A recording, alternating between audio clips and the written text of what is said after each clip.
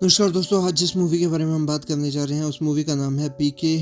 और एक नंगा ह्यूमनॉइड एलियन एक रिसर्च मिशन पे राजस्थान में लैंड करता है, लेकिन जैसे ही वो आता है वो उसका स्पेसशिप का रिमोट कंट्रोल को चुरा लिया जाता है। जैसे ही वो वापस अपने प्लेनेट नहीं जा पाता, एलियन बिल्कुल ह्यूमन जैसा दिख रहा होता है, लेकिन उसके पास कोई कपड़े नहीं होते और लैंग्वेज नहीं और ना ही कोई कल्चर का आइडिया।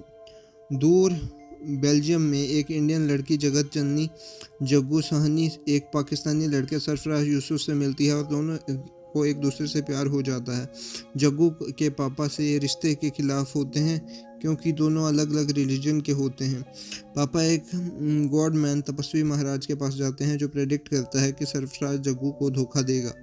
जग्गू अपने प्यार को प्रूव करने के लिए सरफराज से शादी करने का फैसला करती है, लेकिन शादी से पहले ही एक एनोनिमस लेटर मिलता है जिसमें लिखा होता है कि शादी कैंसिल हो गई है और कांटेक्ट मत करो। दिल टूट जाता है और वो वापस इंडिया आ जाती है। इंडिया में जग्गू एक जर्नलिस्ट बन जाती है। एक दिन वो एक अजीब आदमी को देखती है जो कि पैम्पलेट्स बांट रहा होता है मिसिंग गॉड के बारे में। जग्गू क्यूरियस हो जाती है और जब वो एक मंदिर से पैसा चुराने की कोशिश करता है रिफंड के लिए, क्योंकि मन था कि गॉड ने उसे धोखा दिया है, तो जग्गू उसकी मदद करती है और उस एलियन पे ट्रस्ट करने लगती है। एलियन बताता है कि उसने एक कार में कपल से कपड़े और पैसे चुराए और दोस्ती की एक बैंड मास्टर भैरव सिंह से। फिर वो एक ब्रोथल में गया और उसने भोजपुरी लैंग्वेज सीखी, हाथ पकड़ कर या यादों का ट्रांसफ़र करके। उसके बाद वो गया दिल्ली अपने रिमोट ढूंढने के लिए और लोग उसकी अजीब हरकतों की वजह से उसे पीके कहने लगे।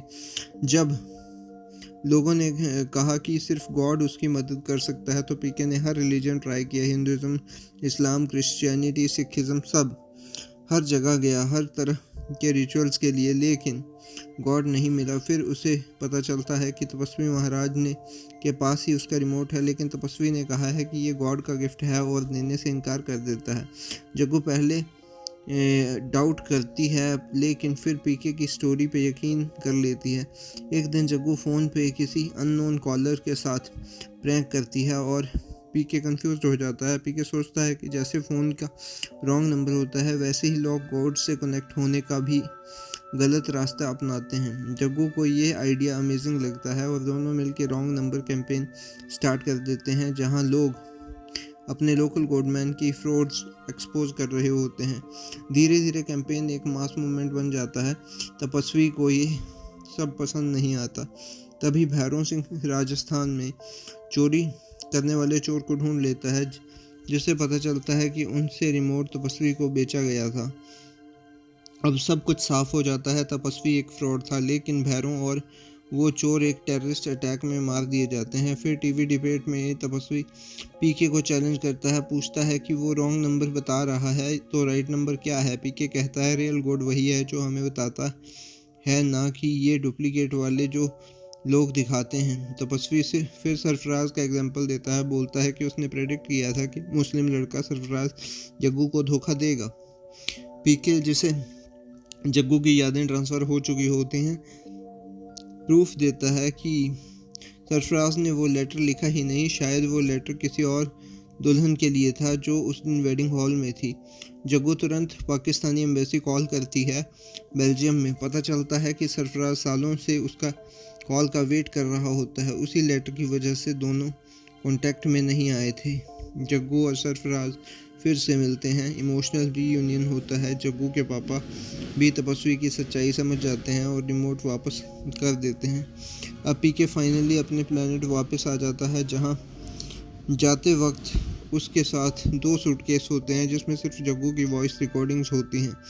जग्गू वो टेप सुनती है और एक जगह उसे पीके का लव नोट मिलता है जिसमें पीके ने लिखा होता है कि वो उसे प्यार करता है, लेकिन उसने कभी बताया ही नहीं क्योंकि उसे पता था कि जग्गू किसी और से प्यार करती है। जग्गू उसे रोकती है, बस चुपचाप देखती है और उसे जाते हुए पीके चला जाता है अपनी दुनिया में। जग्गू एक बुक पब्लिश करती है उसके बारे में और लिखती है कि कैसे एलियन ने उसे इंसानियत सिखाई। 1 साल बाद पीके दोबारा अर्थ आता है इस बार नए एलियंस के साथ एक नए रिसर्च मिशन के लिए, ह्यूमन नेचर समझने के लिए।